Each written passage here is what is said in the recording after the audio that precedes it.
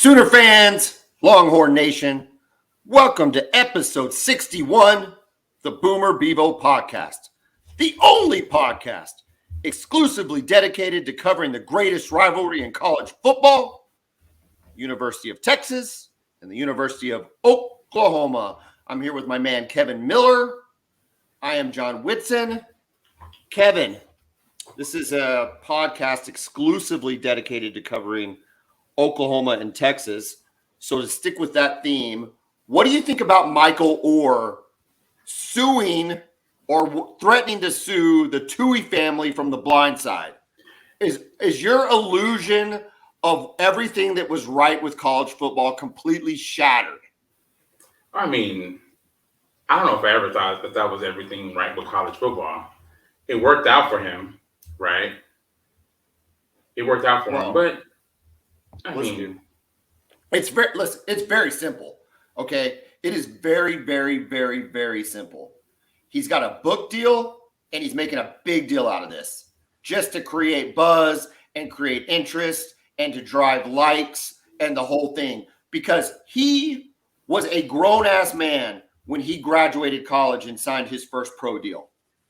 Okay. So that means he's an adult.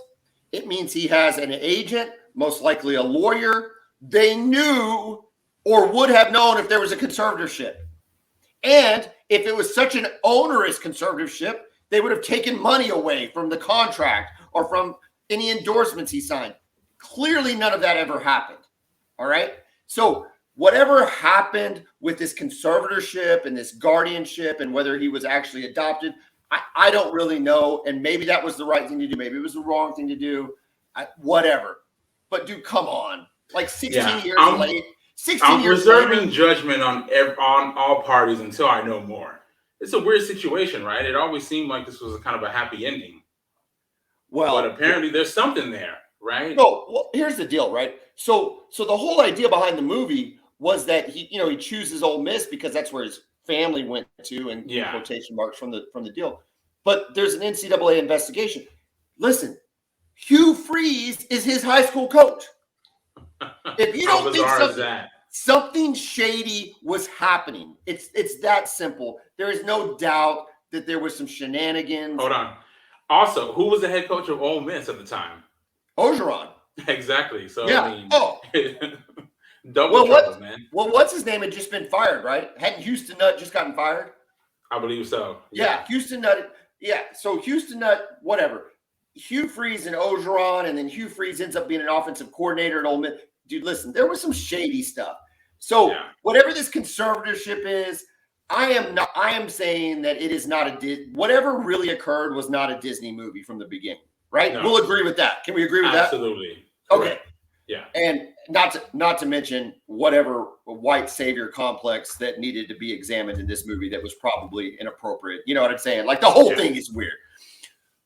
All I'm getting at, though, as far as the technicality of what was released this week with this conservatorship or whatever, it's a bunch of nothing. It's a nothing burger. It means nothing. He's just it's irrelevant to his entire life since he graduated college, because he would have known about this when he was when he signed his first contract. It sounds like they weren't stealing his money. I think it's maybe he's upset about all the money they made off of his likeness as a result of the movie and everything.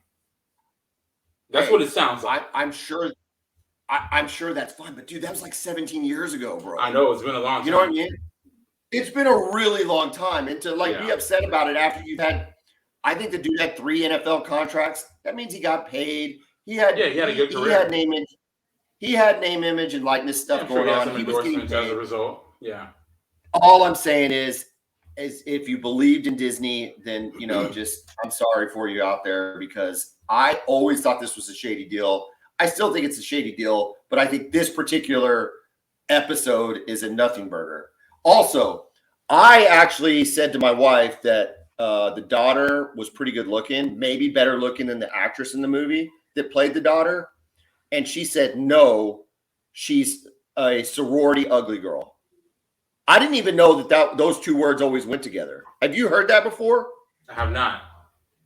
Well, ask Ask your wife and see if she knows what a sorority ugly girl looks like. I mean, I Alice will. was like, she like spit it right out. Like, oh no, she's not. She's a sorority ugly girl. And I'm like, oh, okay. I didn't know this was a classification, but hey, if Alice says that's what it is, and more than likely that's what it is.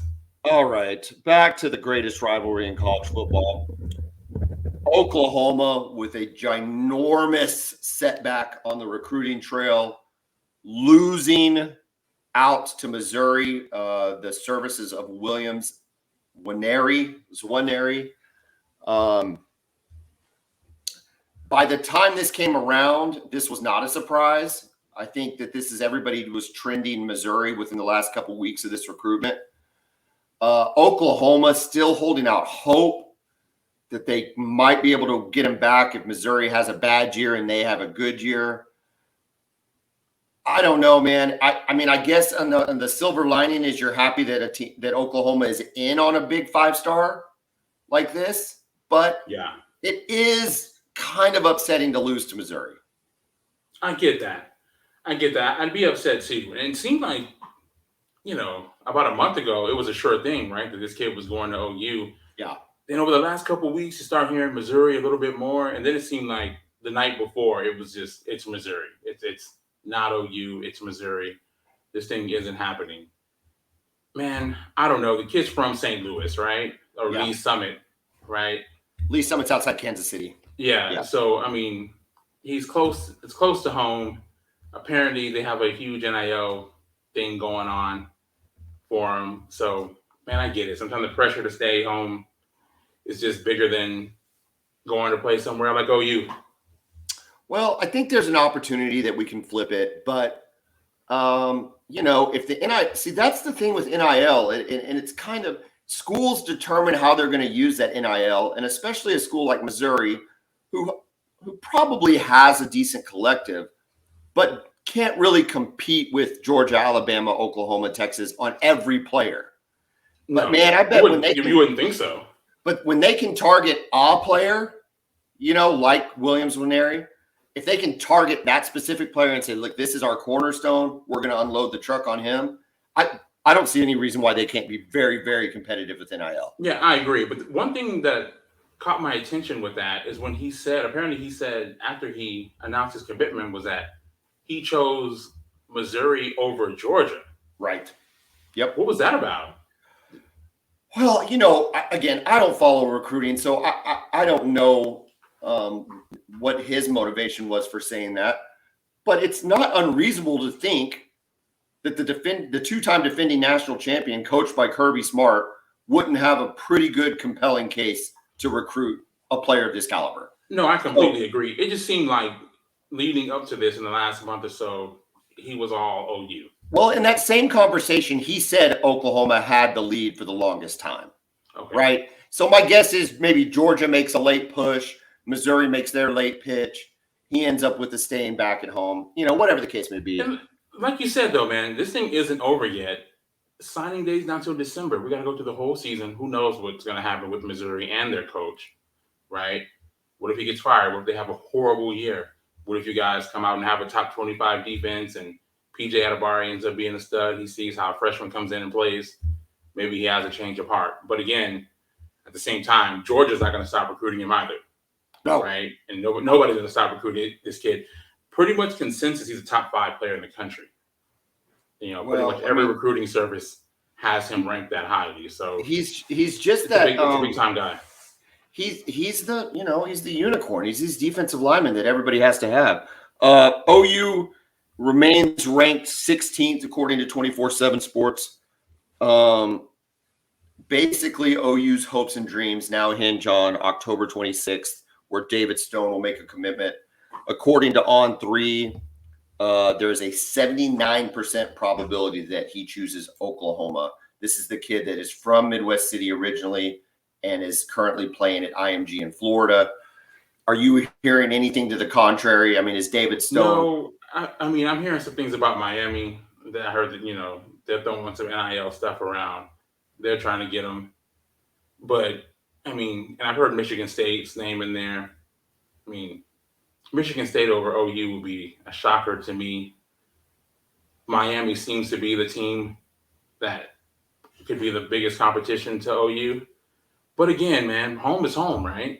Yeah. I don't know if his family's still here. I imagine his parents are still here. His mom's here.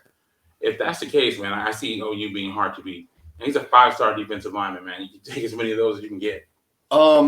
If you lose the Winery kid, it's like, okay, that's whatever. Like that you can make a lot of excuses.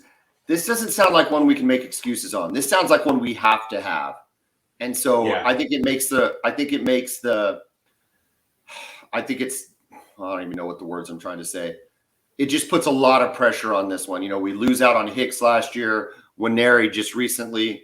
There's a lot of pressure on this one. And we need to, Venables and the staff need to bring it home. And if this is an NIL situation, I think this is one that they have to target as the purse strings. You got to step up. Yeah, you got to step up for this one. I mean, it's just a game right now, right? It's what it is. So these kind of things used to go on under the table for years, and now it's all out there. My thing is, real quick. Oh, yeah. The Dominic McKinley kid also is a 5-star kid out of Louisiana. I don't know if you've heard much about him. It seems like OU, Texas A&M, and LSU all trying to get him too.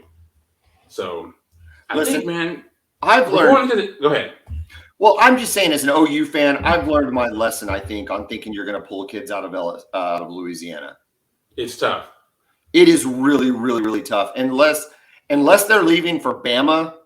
Yeah, they don't tend to leave the state of Louisiana. They are. Yeah, when you think back over the last decade or so, the only kids out of Louisiana that left and didn't go to LSU is Devontae Smith, right, going to Alabama, like you said. Landon Collins going to Alabama. Fun note about Landon Collins: went to my brother's high school in Louisiana. Really? Yeah, my brother was there when Landon Collins was there. No, he graduated with Justin Reed. Was Landon Collins there? Was Landon Collins there before Justin Reed? I think Landon is older than Justin Reed, but Eric Reed, what maybe? Oh, Eric Reed. My brother graduated with Eric Reed, the older one. Okay. My brother graduated with Eric, and so I think Landon Collins was there. Yeah, dude, how good was that high school team? They didn't win a state championship with that level of player, which is crazy how it works, right? Yeah. But my point is, Landon Collins left for Bama. And I think Devontae Smith, Eddie Lacy also.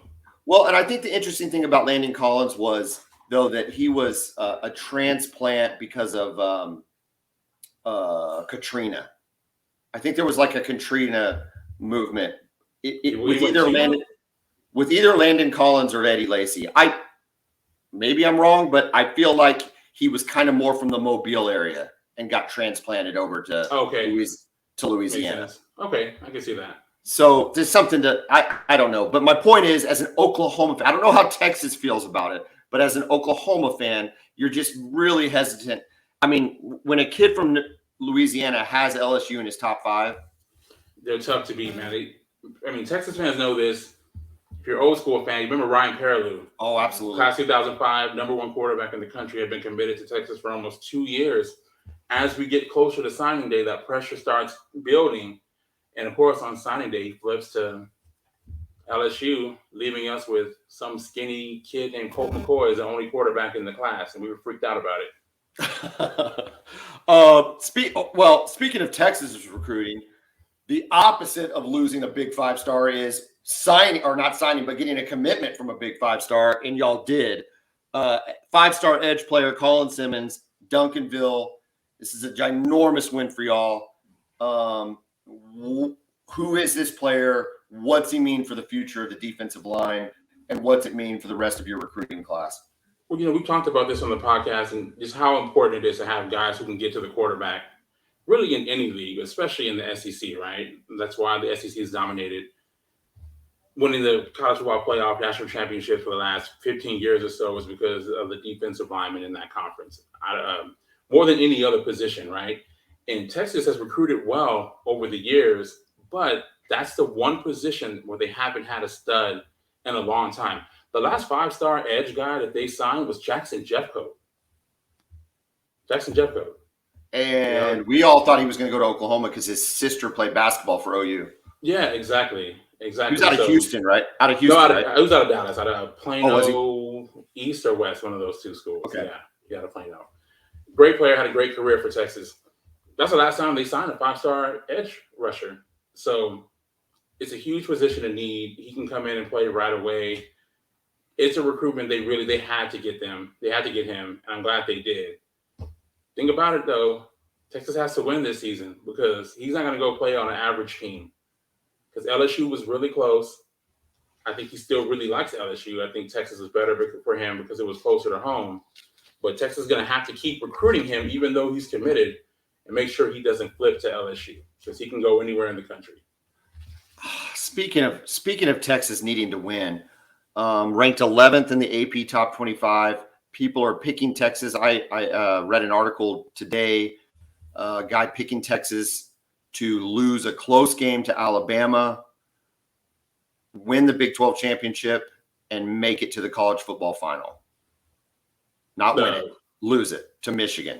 Like to the playoff or the national championship? Yeah, to the playoff, winning the semifinal and losing in the final to Michigan was this guy's prediction. Interesting.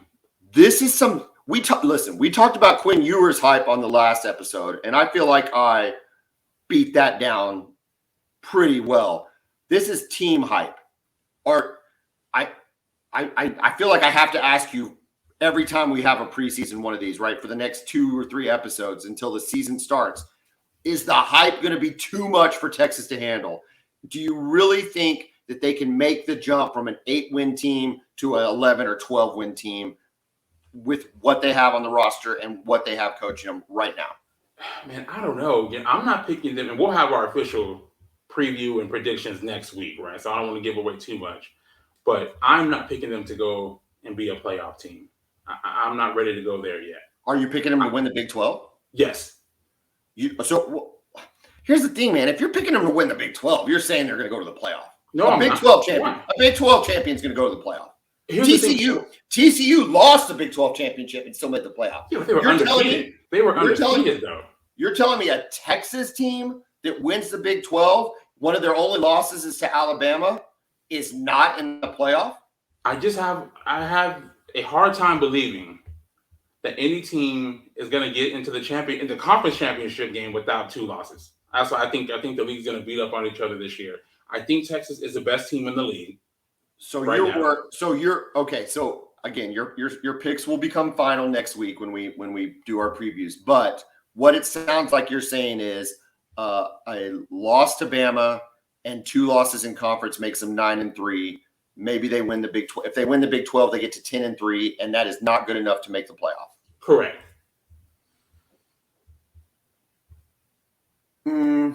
Yeah. I mean, now, if you ask me right now, I think it'll be a Pac-12 team that will make the playoff this year. I think you'll have, and then maybe Ohio State or Michigan, one of those two, and then one or two SEC teams. Yeah, or 1 or 2 SEC teams. We still have 4 this year. So with Texas winning the Big 12, you think they're going to be the Big 12 is on the outside looking in because we're going to cannibalize each other in the league? Yes. I can see that. I think if you can get to 2 losses and win the Big, I think either Oklahoma or Texas with 2 losses can be in the. I think you might even jump a Pac-12 team. Really? Maybe not Oklahoma because their schedule's so bad. I think Oklahoma could only survive one loss. The schedule is going to hurt OU. I think Texas could. If the losses to Bama and one team, but it's got to be a good team though. It can't be, Iowa State or something. It needs to be, OU or, another good team, a quality team. If TCU is good, if Texas Tech is good, it needs to be something like that. But it can't be one of those stinkers, man. Like one of those Oklahoma State type losses that they always seem to have. And that's my hesitance with them right now is I just can't trust them to go all season without having that one loss that they always have that doesn't make sense, like the Oklahoma State loss last year or even the Texas Tech one last year. Okay, listen. We make fun of you all the time, right? Being like a rational Texas fan.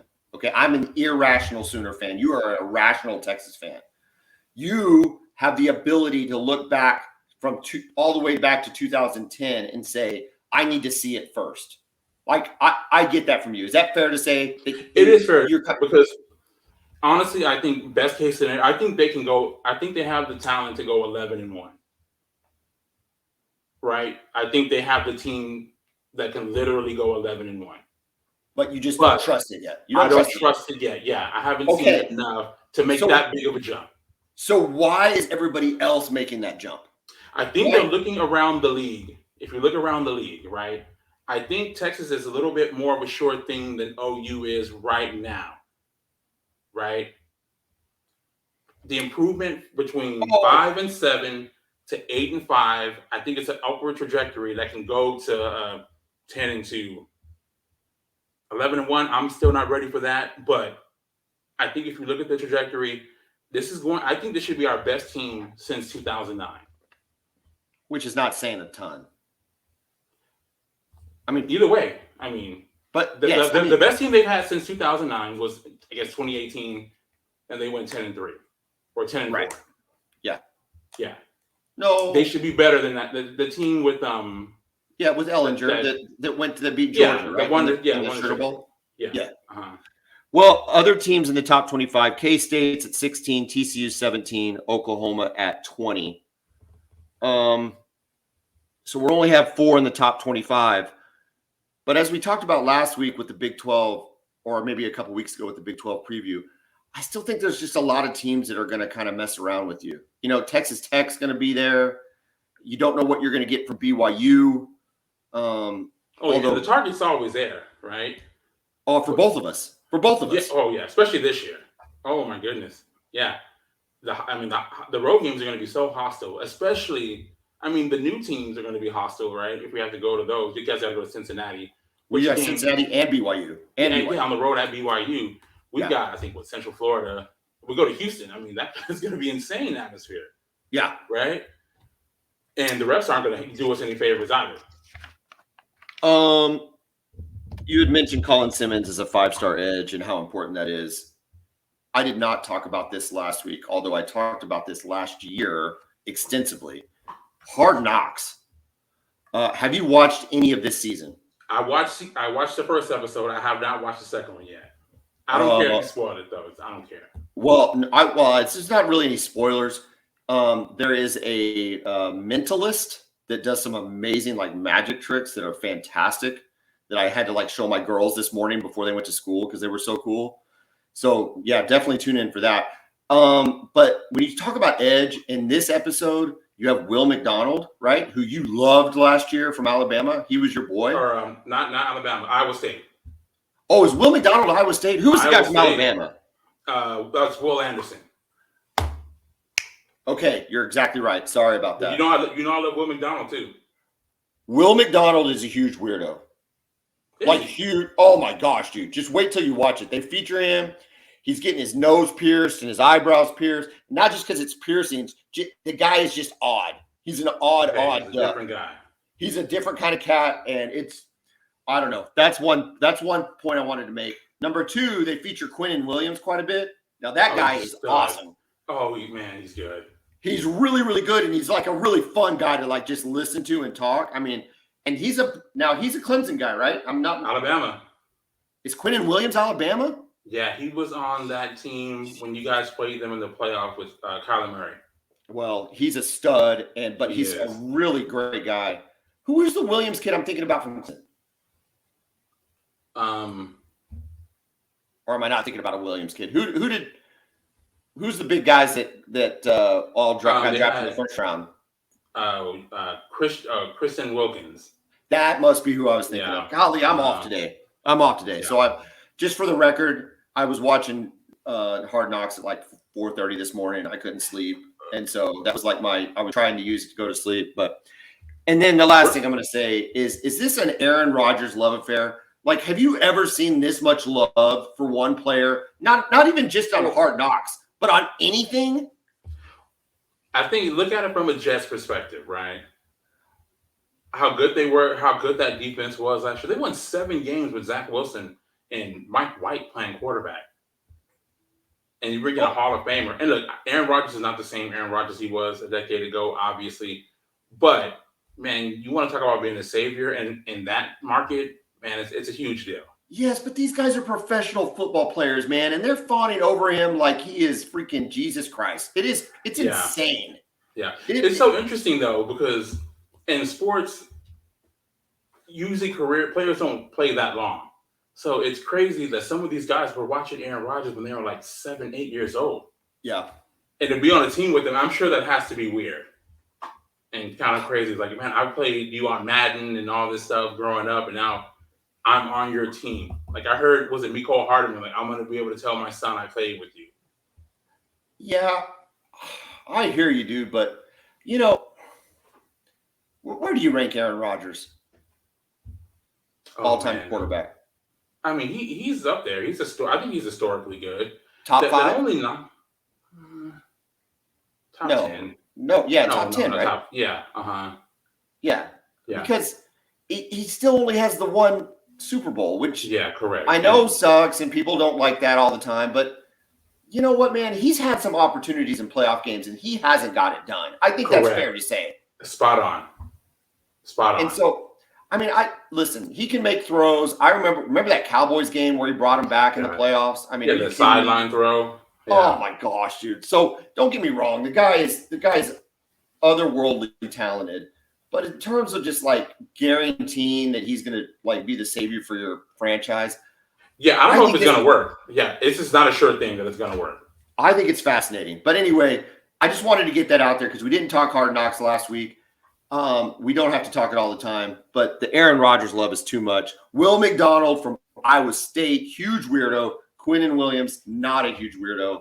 That guy's awesome. The New York Jets pass rush, watch it. They're going to have just guys off the bench coming in and getting sacks. It's crazy the amount of talented rushers they have. Well, you watch it kind of like with Detroit when we watched it last year. It's just hard to know how good they are, right? Because everybody looks good in practice. Yeah. They just all look so good. But man, when they show some of the stats from last year and talk about some of the numbers that the defense put up, it's pretty impressive. And if you happen to watch them, I think you mentioned you're gonna have Sunday ticket this year. I got Sunday ticket this year. Okay, watch the Jets and watch their pass rush. I don't know how good they're gonna be, but they're gonna get after every quarterback they face this season. Dude, that's a stacked conference, though, right? I mean, it is, but they got the rushers to at least keep them in the game. Right, and then they have Aaron Rodgers that could, potentially win those games for them. That defense kept them in most games last year. You got Josh Allen and Tua in that division. Is Aaron Rodgers still the best quarterback in the division? Oh man, that is a great question, and I don't know. I mean, you know what? I wasn't incredibly impressed with Josh Allen last year. No, his numbers were down. Yeah, his numbers. Daboll, who went to the Giants, when he left as the offensive coordinator at Buffalo, you could see a noticeable drop in his numbers. His completion percentage was down, interceptions were back up. But man, he's so fun to watch. He is. Dude, he's so fun to watch. It's funny because when he was in college, coming out of Wyoming, I heard a couple of scouts say that when they watch him play, they're like, yeah, he's pretty much to a Cam Newton-like level. And I think they were pretty close to that. Dude, in some ways, he might be more athletic. Like he is, in terms of like just pure speed and shiftiness. Cam was just always a big old dude that could just hammer guys. But, Kevin, I want to take some time out here. We didn't do this on the last episode, but we need to thank our title sponsor, Brown O'Haver. Brown O'Haver is a public insurance adjusting firm. That means that they work for you, not the insurance company, in the processing of insurance claims. So if you've suffered a loss to your home or business, like a fire, wind loss, tornado, hail, whatever the case may be, water loss, give Brown O'Haver a call. Ask them how they can make you more money in less time than you would do it on your own. Brown O'Haver, 405-735-5510. Give them a call. They will get you more money for your insurance claim. So if you are up in Tulsa, Norman, the cold tornadoes from earlier this year, any of those storms, and you've had any issues with your insurance company, it's time now to give Brown O'Haver a call, 405-735-5510. They only get paid if you get paid. So there's a no risk situation if you're having issues with your insurance company, or even if you just want somebody to take care of it and make you more money and get it more quickly. Give Brown O'Haver a call, 405-735-5510. Ask for Kevin Miller. He is a licensed adjuster by the state of Oklahoma, and he can get you situated.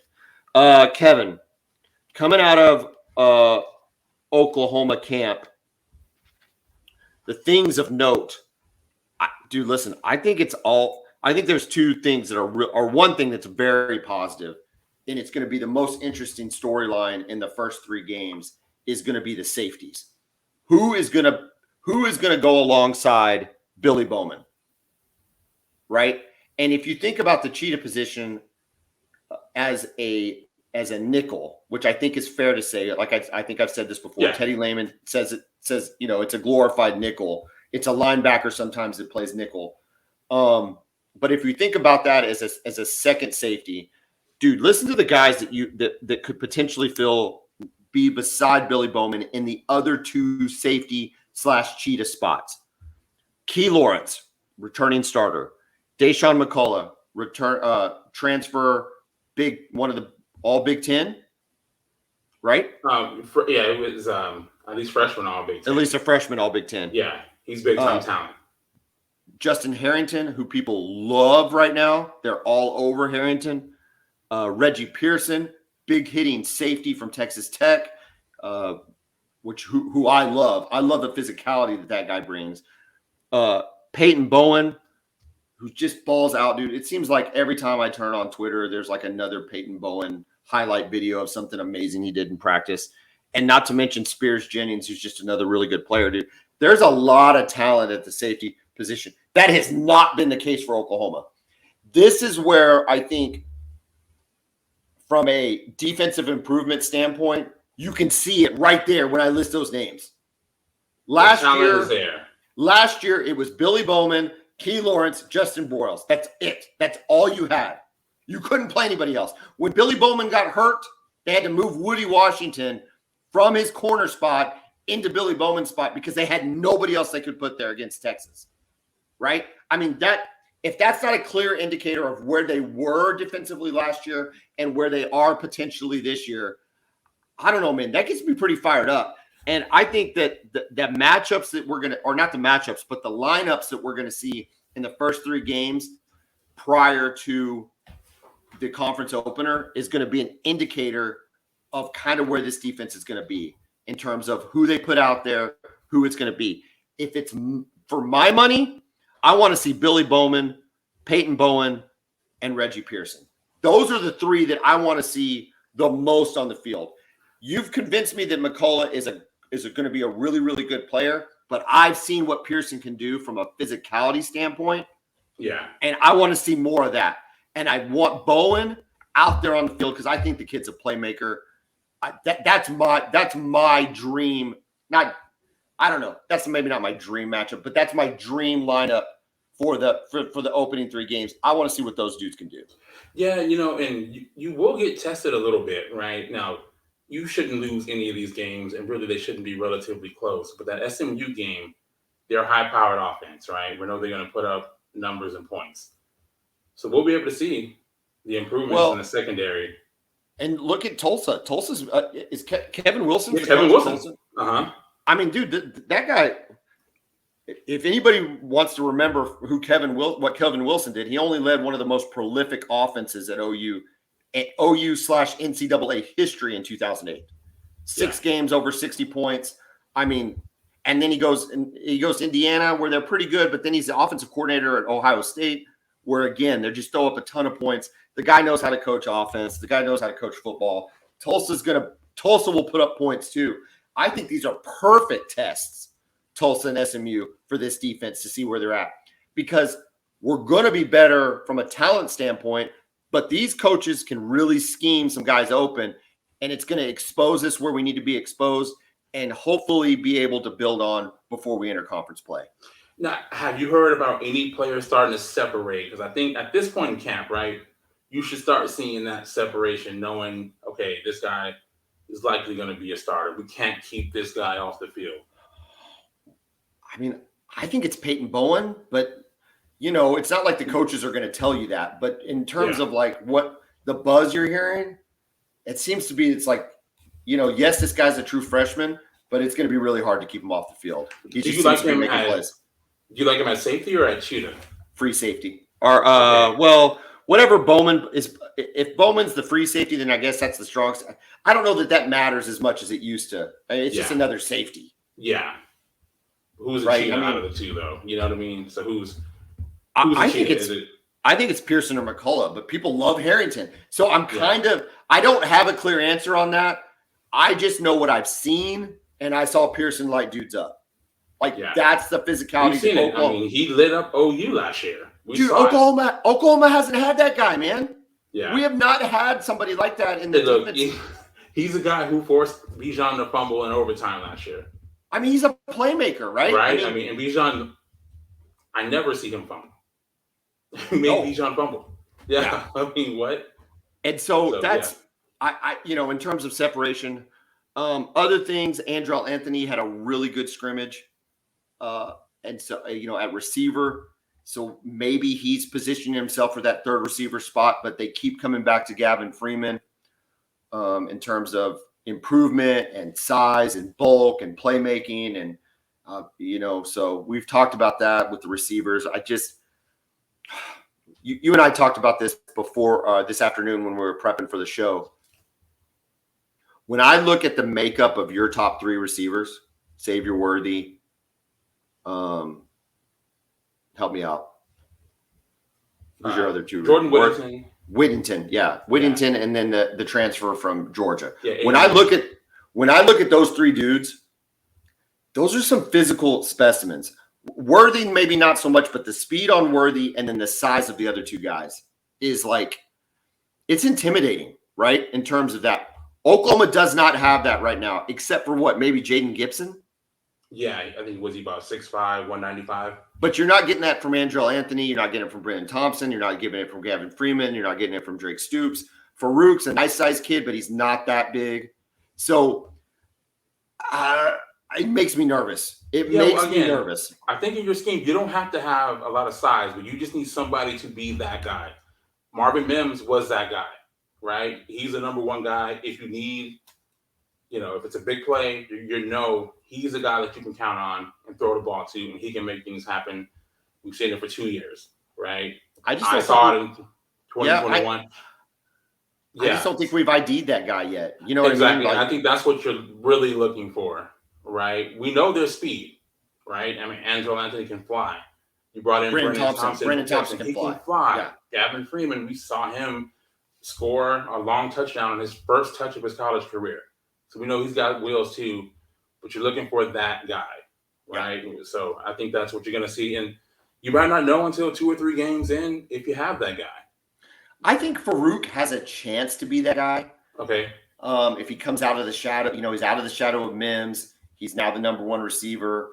He didn't play a lot as a freshman. A lot was expected of him last year as a sophomore. Did he meet those expectations?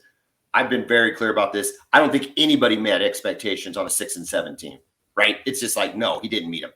So, this is a pivotal year for him. You're gonna find out if this is the guy or not. But again, when I compare it to the Texas receivers, I am concerned, right? So I think that's the area where I'm excited about is safeties. The area I'm concerned is receiver. I'll say this though. I think y'all's running game is going to be very good this year. Oh, dude, I'm fired up about the running game. I think the offensive line will be solid. I don't know how much depth you have. I don't know if I said this last episode, so if I'm repeating myself, I apologize. But I went back and rewatched the Florida State Cheez-It Bowl. Dude, listen, we ran all over Florida State. We ran all over them. Sawchuk was a beast in that game. And to know that that's the guy that we're bringing back a year stronger, a year more in the system, and we're pairing him up with Javonte Barnes, a year stronger, another year in the system, with an offensive line that was able to handle a team as talented as Florida State. Yeah, I'm pretty excited about our running game. The receiving game, but our running game, yeah, I'm feeling pretty excited about it. Yeah, I think you'll try to lean on that running game as much. And again, you run it until you don't have to. And then if they start loading up, then you can, I'm sure somebody can at least get open. Right. All right. Give me some Texas storylines. What's transpired? Is there anything new? Is there anything juicy that we can sink into? You know, the backup quarterback, I have been adamant on this podcast since spring ball that Arch Manning was going to be the third string quarterback this year. Right? Yeah. He's going to redshirt. There's a quarterback controversy, and it still isn't as far as him being the starting quarterback. That's not a thing. It's Quinn Ewers all the way. But Malik Murphy and Arch Manning, apparently Arch was really good at the last scrimmage they had. Apparently he had a long touchdown run, which when it comes to the scrimmages and quarterbacks having long touchdown, I don't get excited about that because no one's looking to lay out a quarterback. Yeah. Correct. However, Sark did say that he hit 20 miles per hour on the GPS. That kind of caught my attention. I don't know if I believe it, but is that fast? It is fast. I mean, in the NFL last year, I think only 5 quarterbacks got to a higher speed than that. And we're talking about a Manning. Correct. Yeah, I think that is five quarterbacks got over 20 on the GPS last year. We're talking like Mariota, Justin Fields. Okay, hold on. So, listen, I know he's a 5-star quarterback. I saw some of his games in high school, or at least the highlights or whatever. I don't remember him being a particularly overly athletic quarterback. In addition, I've got it in my mind that he's going to be like his 2 uncles, Eli and Peyton, who were not these athletic guys that ran around. They were smart, cerebral, big bodied guys. Big, strong arm. Yeah. So for the OU fan out there that has that same image, which I know they do in their brain, are you telling me he's not that guy? That he's a Marcus Mariota type? That he's a running type for, dynamic playmaker? No, but I think he has the ability, if the play breaks down, to pick up extra yards by running the football. No one's saying he's, Lamar Jackson. You know what I mean? He's not that guy. But I mean, he's not a statue back there. He's not going to be a guy who's just standing in the pocket and either it's going to be a throw downfield or a sack. It's not going to be that. I think that's kind of weird that that's the stat that they roll out for him, though, this 20-mile-an-hour deal. I think that seems odd. Is that not a weird stat? I don't know. Maybe this is because it's coming from Texas. It just sounds I was surprised. It sounds like a stupid I was surprised.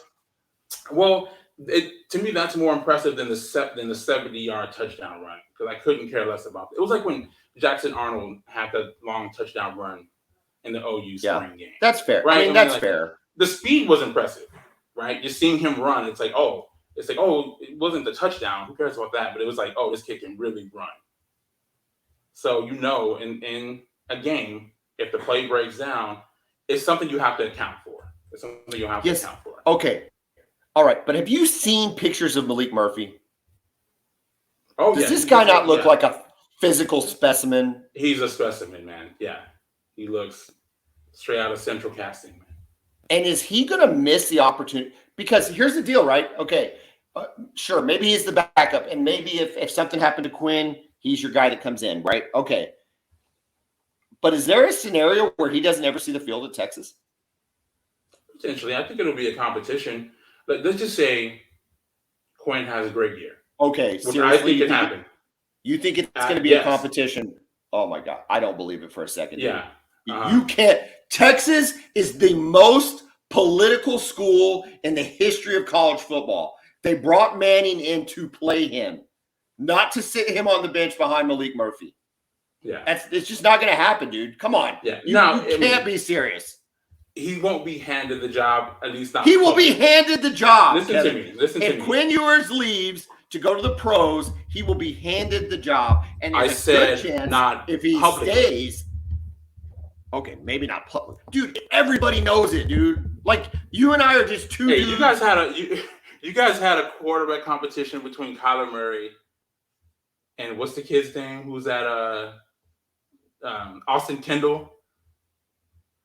Yeah, but that was not real. Exactly. And Austin Kendall didn't look like Malik Murphy. That's true.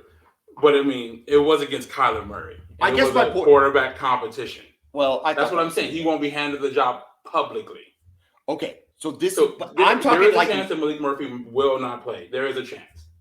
So I mean, yeah, that's what I'm getting at. Is you've got this physical specimen. You got a guy that looks really, really. I mean, he just is a big, good-looking dude with, looks like he can throw it a mile, the whole deal. Yeah. I mean, he's a guy that could be a transfer portal casualty, right? I mean, that could potentially, yeah. And here's the thing: when you recruit good players, what happens? I love Malik Murphy. I would love for him to be the Texas starting quarterback at some point. I just don't know.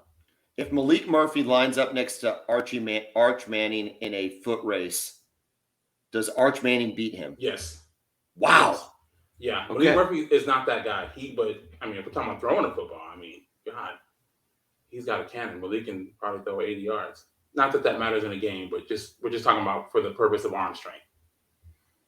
I think it's rad. I do. I don't know.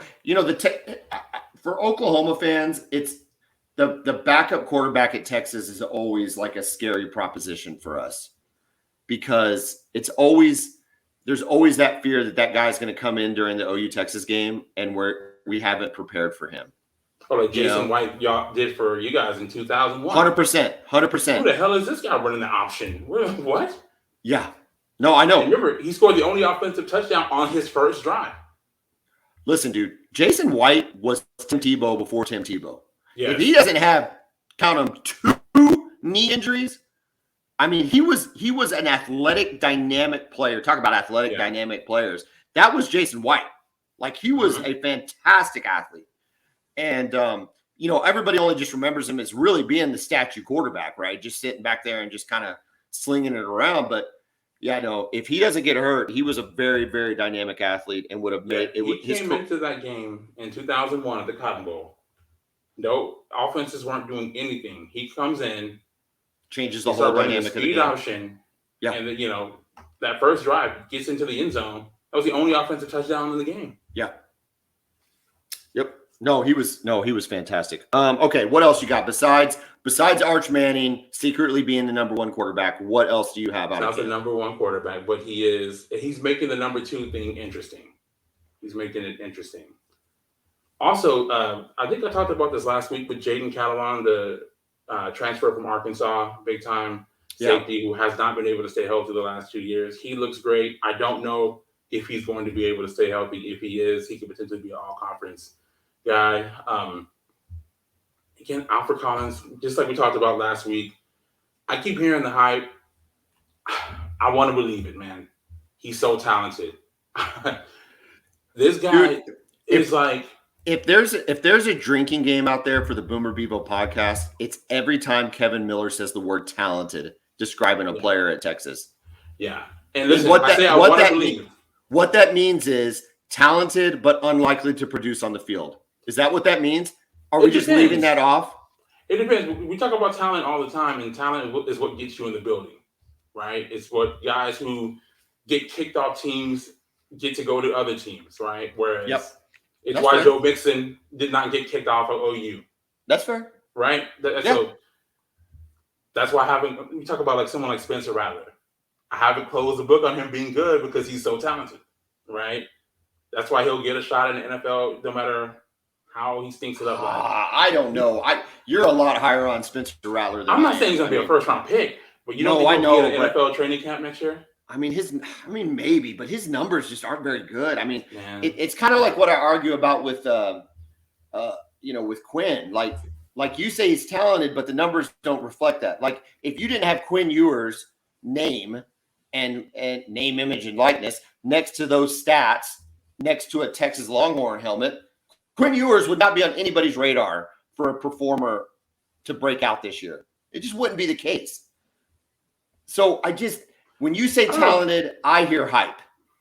I don't know if Texas has a ton to do with. He could be at Ohio State and it would be the same thing because he's still kid. No. That's fine. But I do think the media wants Texas to be so good. Like they want them to be good. Even if it's to hate them, even if it's to knock them down, they still want Texas to be good. Well, yeah, but I think when a brand like Texas is good, just like when OU is good, I think college football is better. I'd love for Nebraska to be good again, right? I am very polarizing. I'm of the opinion that both schools are better when they're both better. Yeah.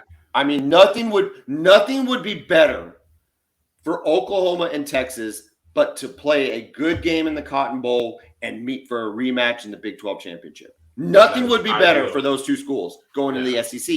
You can't if you're an OU fan or a Texas fan that can't see that, then you're crazy. Like they would be better. I just don't know that Texas can get there, right? Like we're gonna have to find out.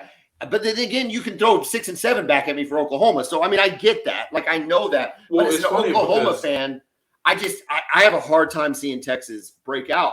You know what I mean? I do. And here's the thing, right? Because we're looking back at what's happened with Herman and then Charlie Strong and then the end of the Mack Brown era. So it's easy to lump all that together. And I have a hard time getting away from that. There's scar tissue there, for sure. There has to be. For sure, yeah, absolutely. But I'm trying to tear it away and just look at this current coaching staff, right? 5-7, 8-5. This should be the best. It should be a better team. So there's only one way to go if you're better, and that's up. 5-7, 8-5, and then what was your recruiting class before last year? Because last year's was the first year, I'm not sure exactly what it was. It was okay. Okay, but it wasn't a number. It wasn't a top 5. Yeah, I don't think so. Okay. Yeah, both of us, but top 5 last year. A few guys will contribute from that team. A lot of guys from the one before that are already contributing, and more will. Real quick, before we close out for the night, Oklahoma's schedule, the first 4 game times have been released. Arkansas State at 11 a.m. Do you know how freaking hot it's going to be at 11 a.m. for an 11 a.m. kick on September 2nd or whatever date? It's September 2nd, right? Yeah. Well, do you know what time Texas plays? Are you on 11 a.m. also? No, 2:30. So it's going to be even hotter at 2:30. And y'all are on turf. Yeah. I mean, it's going to be insane. It's going to be brutal, yeah. SMU is a 5 p.m. game, so we're getting a little better. Tulsa, 2:30. So, by then you kind of think that it might be a little more manageable. Of course, Cincinnati, Big 12 opener, get fired up, finally playing a team that, should be able to give us a challenge. And it's an 11 a.m. Welcome to the Big 12, 11 a.m. kickoff. So frustrating. It's just it's frustrating, man. I don't understand. I really hope that changes in the SEC. That is an early road game, man. It's an early road game, and it just sucks, dude. I'm sick of it. I mean, I guess Ohio is technically in the Eastern time zone, so it'll be noon for them, but I don't care, man. I just think it sucks. Does Texas get as many 11 a.m. games as Oklahoma does? Yeah, we get a lot of them, too. Let me check this year's schedule real quick. I know Rice is 2:30. Alabama, that's going to be a primetime game, right? So that's going to be at 6 p.m. Now, why is it? Is that because oh,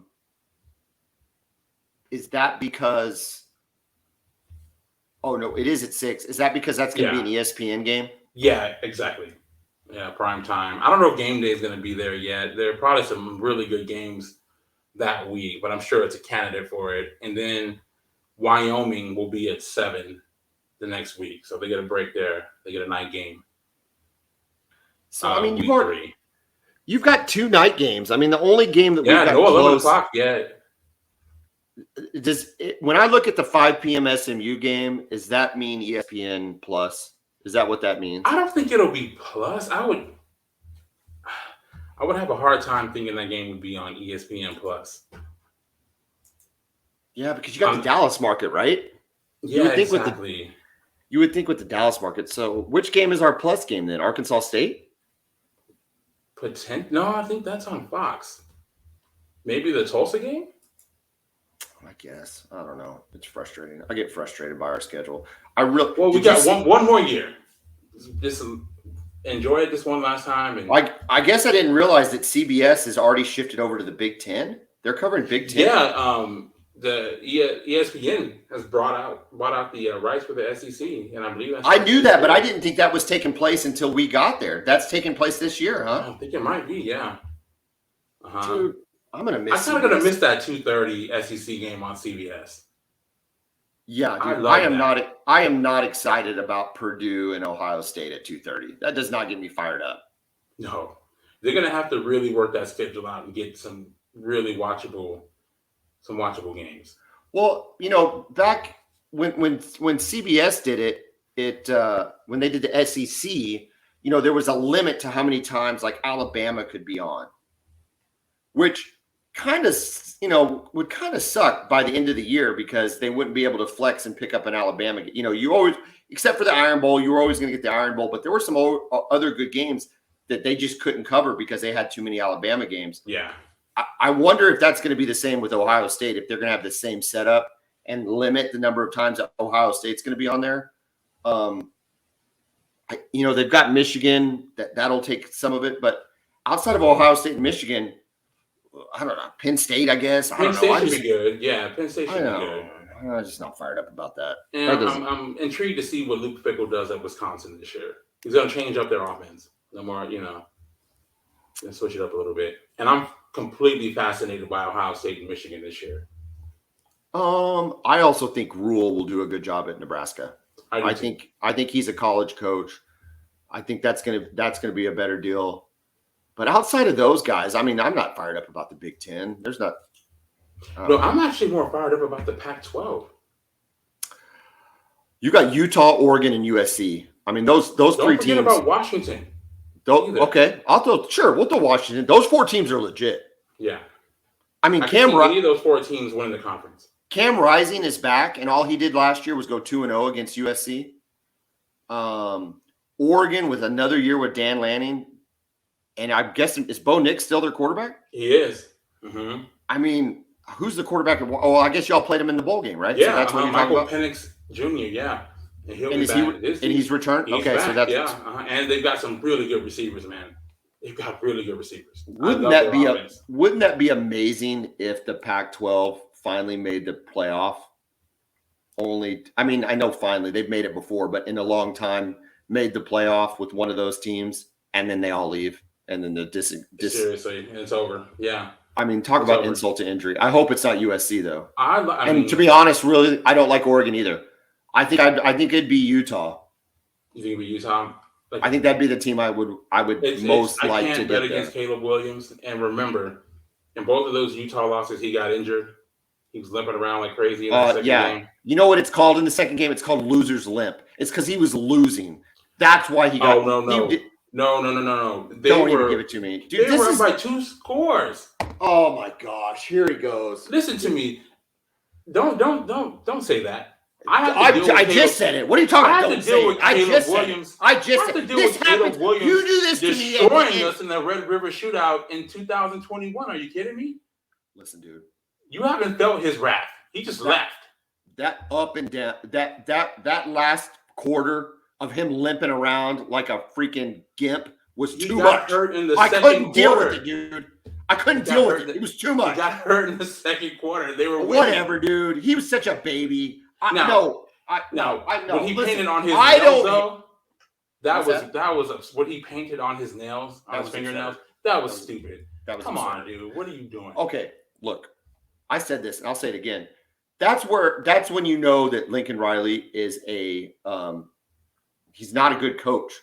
Like players coach or not, you see that, you hear about it, you know it's there. You go to your player and go, look, bro, listen, I know you're a different kind of guy, and I know you like to do this stuff with paint over that. I'm not allowing that on the field. Like, you got to be able to say that. You're a coach. Like, step up. I'm pretty sure he talked to him about it. Then why did it make it to the field? Go do it on the field? I don't think he noticed it until the game was going on. Come on, Kevin. What do you think he's looking at his guy's fingernails and warm-up? Why are you so blind to Lincoln Riley and Caleb Williams sometimes? Of course he knew about it, dude. Of course he knew about it. You're telling me, okay, here's the problem. If the head coach doesn't even know that his star quarterback has that on his fingers, then he's detached from reality.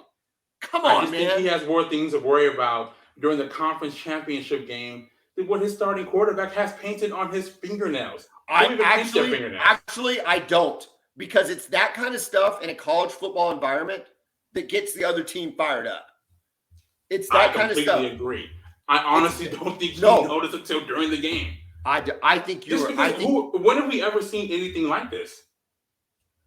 It wasn't even until the middle of the game. Like, what is on his nails? Listen, dude, I think it's absurd. I think he was limping around because he was losing in the fourth quarter. He was accentuating it. It was miserable, and Utah beat them down. They at least acknowledge that they beat them down. Oh, they physically pounded them. Yeah, twice. Yes. Yeah. Twice. Look, Caleb Williams, we read his numbers last week. I mean, the guy's fantastic. He really, really is. But I was not thrilled with the way he played in that game in terms of just how he presented himself. I didn't love it. And I really think that if Max Duggan, right? If Duggan would have gotten into the end zone against K-State, I think it could have been a closer Heisman vote. I really do. Yeah. Man, I just couldn't imagine Max Duggan win the Heisman over Caleb Williams, man. He wouldn't have been the better player, but that would have been a Heisman thing to occur. Can they get any better on defense? They have to get better, right? It's kind of like what we saw from OU this year. No. You guys cannot be worse on defense. They can't be worse, right? They have to get better. Have they changed coaching staffs? No. Have they changed strength and conditioning? I don't think so. Has Lincoln Riley decided to dedicate more time to the defensive side of the ball? I couldn't tell you that. I have no idea. Have they signed recruits that make you go, whoa, on the defensive side of the ball? No. The answer is no. They got a good linebacker, Tackett Curtis, out of Louisiana, 5-star linebacker. That's all I could think of. Yeah. My point is no. It was the problem at Oklahoma. It was the problem of why he didn't want to be in the SEC. Is because we were a soft team, dude. We were a soft team under Lincoln Riley. USC is a soft team.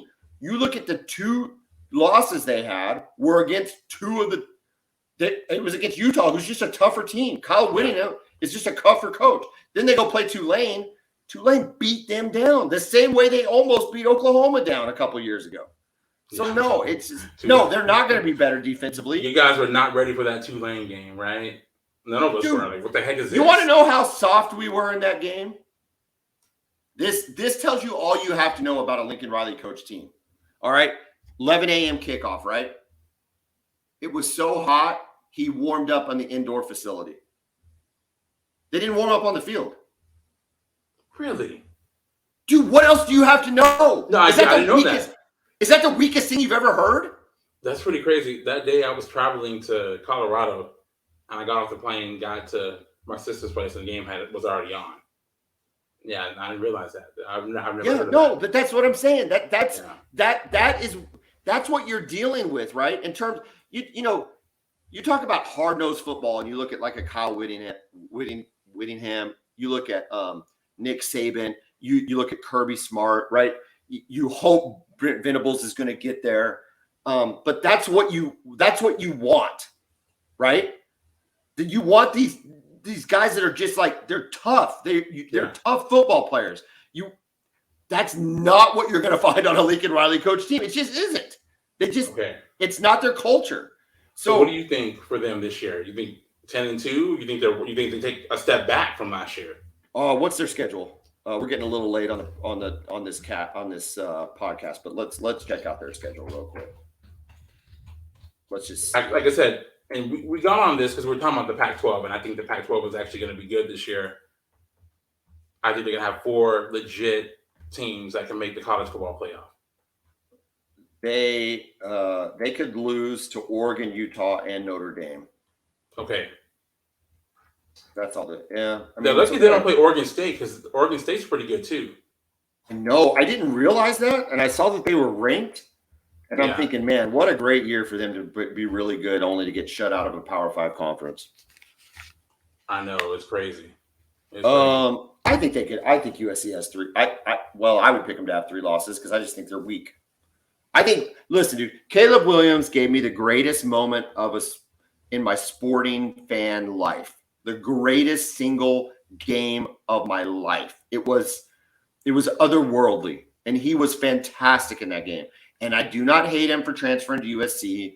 That I don't have ill will towards him, but it was weak what he did against Utah with the fingernails, and then it was weaker what he did in the fourth quarter. And as long as he's with that coach, they're not going to have a defense. He's going to have to carry him, and I don't think he can win 12 or 13 games all by himself.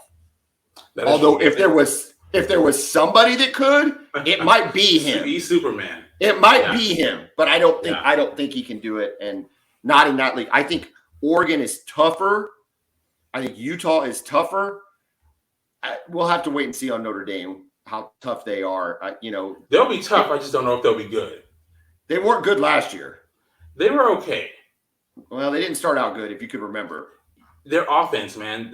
Tommy Reese is gone now. Nick Saban hired him to be Alabama's coordinator. I don't know what they're going to do. I like Marcus Freeman. We'll see. Kevin, we are way over time. This was awesome. We've got Oklahoma and Texas season previews next week. We're going to get them both in. And then the following week is game week. And I am getting, dude, listen, the itch gets itchier and itchier. So yeah, man, the anticipation is there. Looking into the season, man, we can talk for hours about this. We can break down everything. So yeah, it's going to be a great season. We're going to have full breakdowns on the Arkansas State versus OU and Rice versus Texas week 1. Of course, we go national. We'll talk about all the big games, and they are going to be some big games week 1. Really, we got week 0 next weekend. We have week 0 next weekend, but I'll tell you what, I'm looking forward to. Dude, listen, we could talk about all this. I'm looking forward to Florida State LSU, though. I can't wait. Oh, anyway, man, it's going to be amazing. Oh, we gotta shut this down, or this thing's going to take 2 hours. Kevin, have a great evening. Boomer. Yeah, man. Hook 'em.